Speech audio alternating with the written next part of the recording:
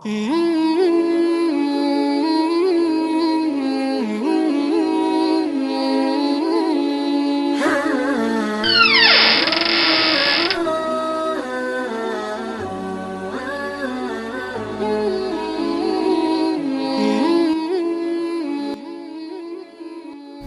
sama gars yi ñu ngi leen di ziar bu baax a baax te di leen dalalaat ci suñu chaîne bii di ML Sénégal di amaan mbégte ak contentement te di leen ñaanal koor jàmm.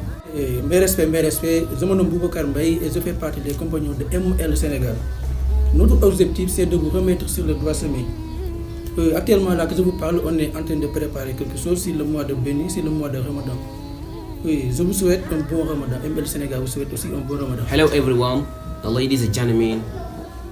My name is Ngir. I'm from ML Senegal.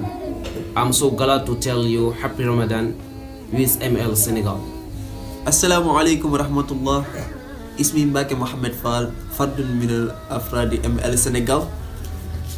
نحن في شهر رمضان، لذا نتمنى لكم رمضان كريم مع ML Senegal. مع السلامة. Assalamu alaikum warahmatullahi ta'ala wabarakatuh.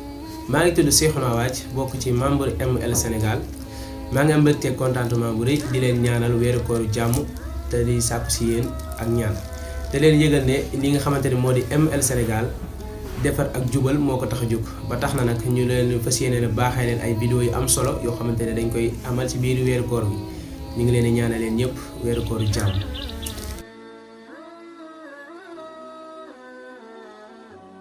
ñun waa ML Sénégal defar ak jubal moo ñu tax a jóg.